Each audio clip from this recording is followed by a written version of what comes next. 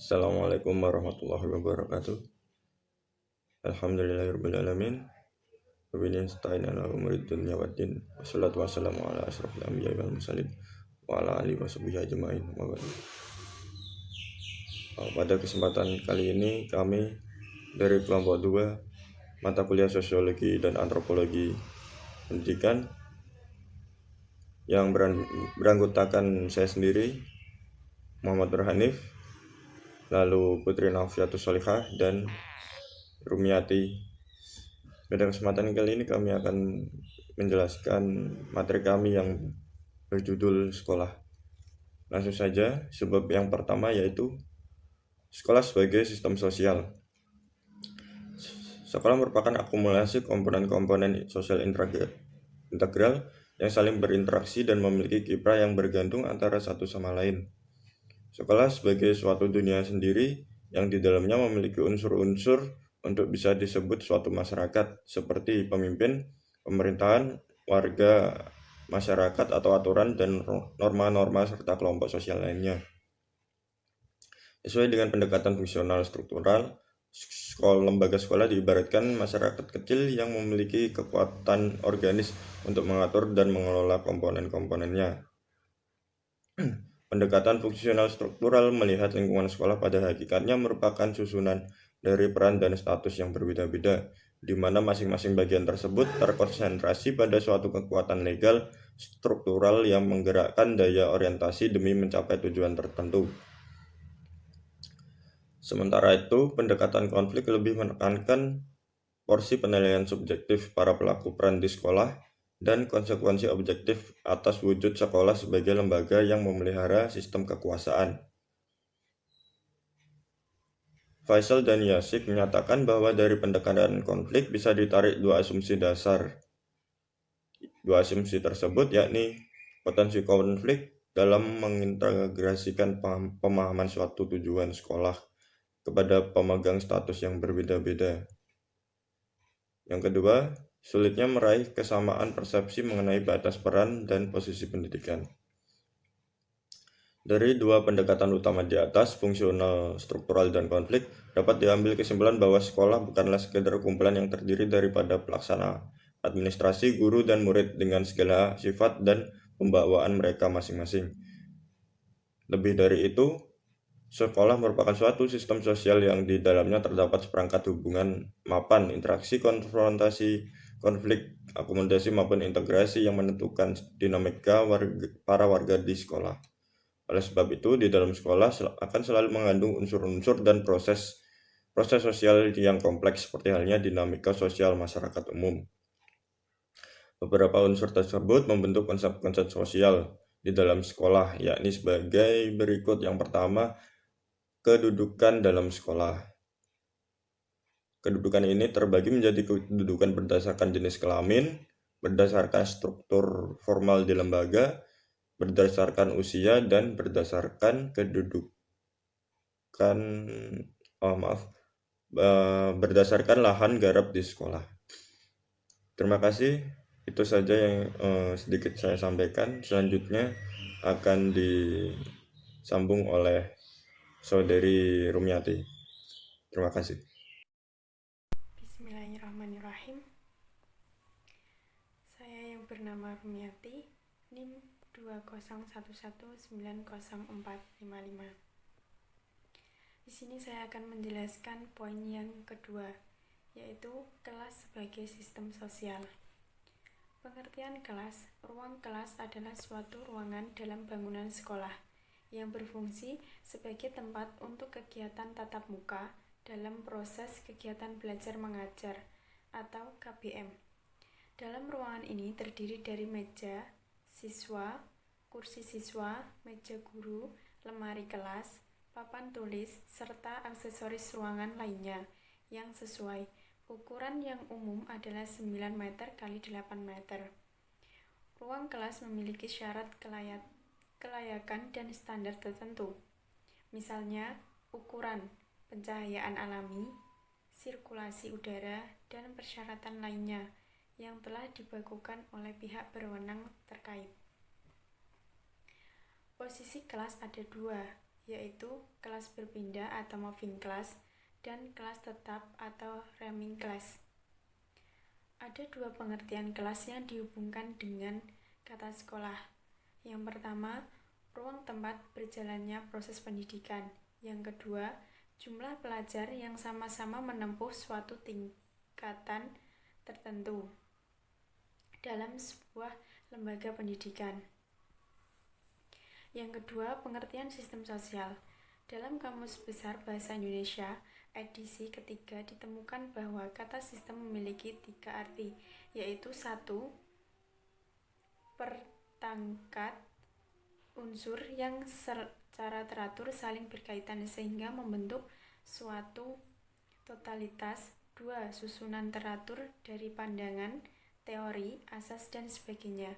3 metode dari arti-arti tersebut dapat dipahami bahwa sistem merupakan suatu keteraturan hubungan antara unsur-unsur atau bagian-bagian sehingga membentuk totalitas. Kata sosial dapat dipahami sebagai pertemanan atau masyarakat. Apabila ditelusuri dalam Kamus Besar Bahasa Indonesia, edisi ketiga, kata sosial berkenaan dengan 2 arti, yaitu 1. Berkenaan dengan masyarakat. 2. Suka memperhatikan kepentingan umum atau suka menolong dan menderma. Dalam bentuk ragam cakapan dapat disimpulkan bahwa kata sosial dapat dipahami sebagai sesuatu yang dihubungkan atau dikaitkan dengan teman, pertemanan, atau masyarakat. Yang ketiga, ruang kelas sebagai suatu sistem sosial. Ruang kelas terdiri dari beberapa unsur yang fungsional satu sama lainnya, yaitu guru, murid, dan manajemen sekolah.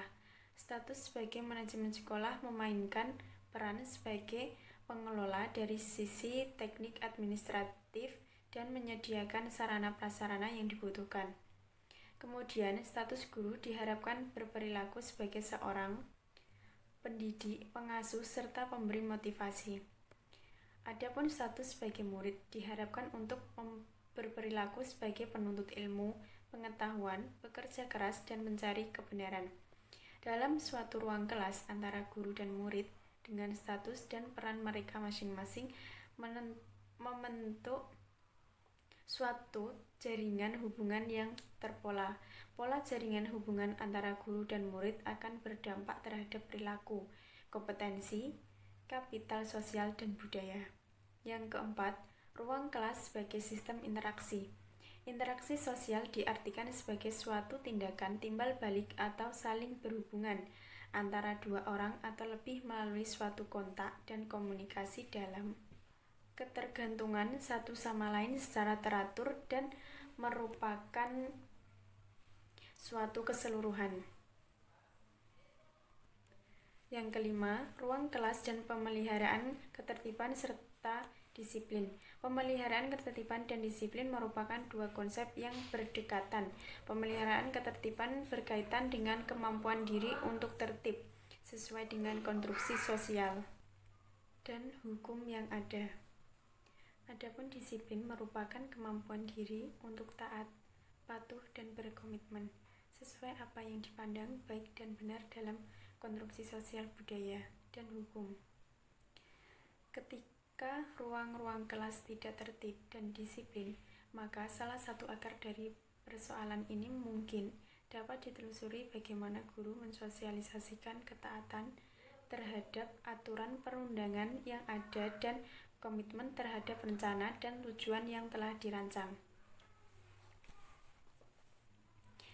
Dari sisi guru, ada beberapa hal yang menyebabkan sosialisasi tidak seperti yang diharapkan, yaitu kegagalan memainkan peran guru, memahami konsep disiplin atau ketiadaan dukungan kelembagaan.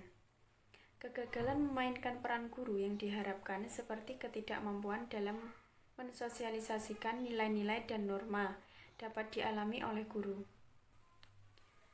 Dalam komunitas militer, disiplin disosialisasikan dalam institut total, yaitu suatu tempat di mana sejumlah individu menghabiskan waktu yang cukup lama, terlibat dan berperan dalam kehidupan yang diatur secara formal dan terpisah dari masyarakat luas. Dalam hal ini,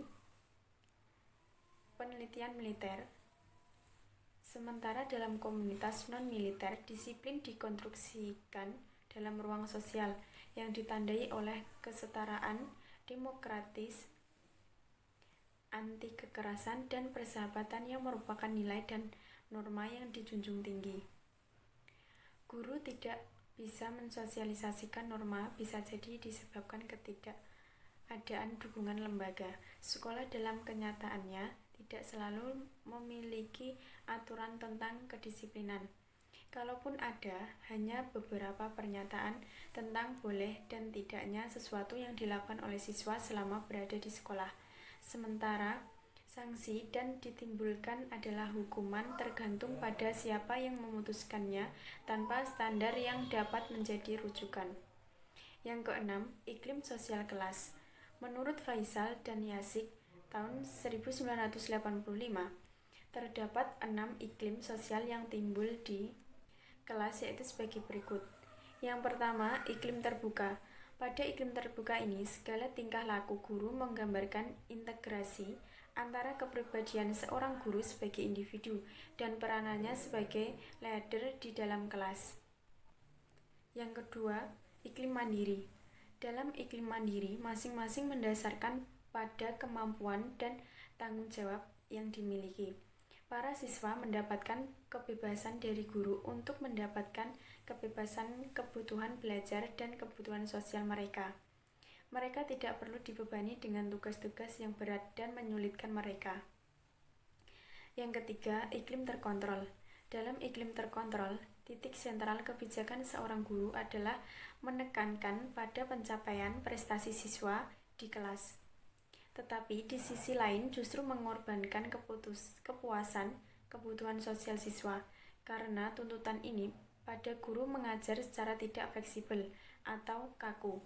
Para siswa sibuk dengan kesibukannya sendiri-sendiri, sehingga tidak bisa mendapat kesempatan untuk membentuk hubungan kerja yang lebih akrab dan sosialitas tinggi. Yang kelima, iklim tertutup.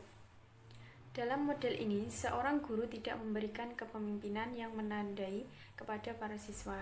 Ia mengharapkan agar siswa menggambarkan inisiatif masing-masing, namun tidak memberi kebebasan kepada para siswa untuk merealisasikan inisiatif tersebut secara nyata, karena tidak adanya keterbukaan dan komunikasi yang efektif.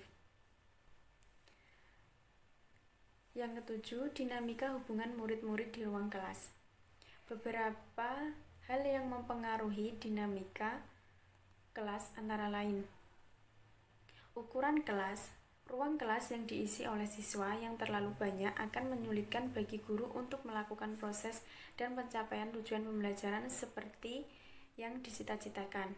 Semakin sedikit jumlah peserta didik dalam ruangan kelas, maka semakin baik proses dan pencapaian tujuan pembelajaran dan pendidikan.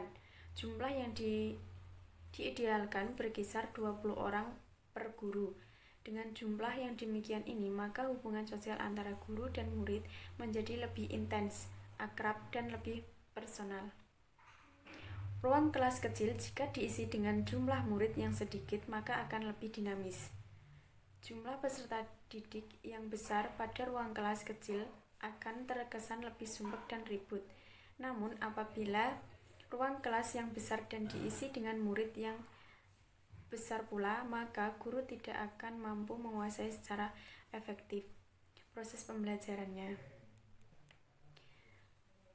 Yang kedua, konteks sosial kelas. Konteks sosial kelas meliputi beberapa aspek dari latar belakang murid seperti usia, jenis kelamin, ras, kesukuan, status sosial, dan ekonomi. Dalam suatu ruang kelas yang heterogen, perbedaan latar belakang yang mencerminkan stratifikasi sosial akan mempengaruhi integrasi sosial antara guru dengan murid serta antara murid. Yang ketiga, teknologi kelas. Teknologi kelas berupa pengaturan tempat duduk murid seperti setengah baris atau setengah lingkaran, dan penggunaan komputer dapat mempengaruhi dinamika kelas. Secara umum, anak-anak Indonesia menulis dari kiri ke kanan dan menggunakan tangan kanan. Pencahayaan selalu diposisikan ke arah kiri. Kemudian bila ruang kelas berbentuk segi empat, tempat duduk para siswa di Indonesia berderet dari depan ke belakang dan ke samping. Sementara itu, posisi papan tulis diletakkan di tengah-tengah dan meja guru di pinggirnya, baik sebelah kanan ataupun sebelah kiri. Mungkin cukup itu poin 2 yang dapat saya sampaikan. Poin yang selanjutnya akan dijelaskan oleh teman saya. Perkenalkan, nama saya Putri Nafiatus Solikah, NIM 201190441. Di sini saya akan melanjutkan penjelasan dari rekan saya, yaitu Saudari Rumiati. Saya akan menjelaskan mengenai interaksi sosial dalam kelas dan sekolah. Yang pertama yaitu pengertian interaksi sosial menurut para tokoh. Tokoh yang pertama yaitu Sukanto. Sukanto mengemukakan bahwa interaksi sosial merupakan kunci dari semua kehidupan sosial, karena tanpa interaksi sosial tak akan mungkin ada kehidupan bersama. Selanjutnya, Gunawan menyatakan interaksi sosial adalah suatu hubungan antara dua orang atau lebih, sehingga kelakuan individu yang satu mempengaruhi, mengubah, memperbaiki kelakuan orang lain, dan sebaliknya. Dapat disimpulkan, interaksi sosial diartikan sebagai suatu tindakan timbal balik atau saling berhubungan antara dua orang atau lebih melalui suatu kontak dan komunikasi dalam ketergantungan satu sama lain secara teratur dan keseluruhan. Selanjutnya, interaksi sosial di dalam sekolah. Menurut Horton dan Hun, sistem interaksi di sekolah dapat ditinjau dengan menggunakan 3 perspektif yang berbeda. Yang pertama yaitu hubungan antara warga sekolah dengan masyarakat luar. Yang kedua yaitu hubungan di internal sekolah lintas kedudukan dan peranannya. Yang ketiga yaitu hubungan antar individu pengemban status atau kedudukan yang sama.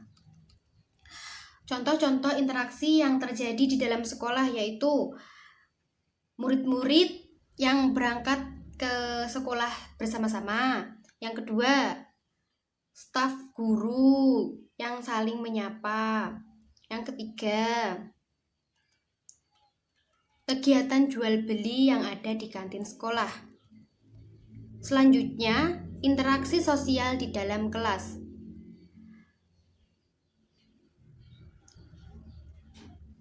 Interaksi sosial di dalam kelas berarti hubungan guru dan murid dalam suatu ruang kelas dapat dipandang sebagai suatu masyarakat, karena hubungan guru dan murid merupakan suatu interaksi sosial.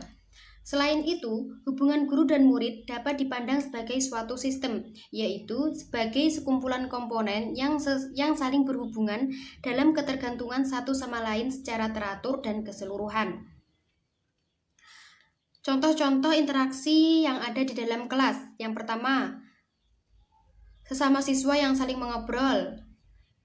Lalu siswa yang melakukan piket kelas, siswa yang melakukan pembelajaran, melakukan diskusi kelompok, dan lain sebagainya.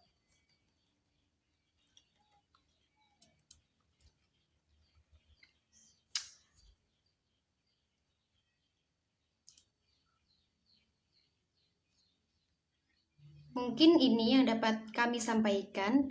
Apabila ada kurangnya, kami mohon maaf. Wassalamualaikum warahmatullahi wabarakatuh.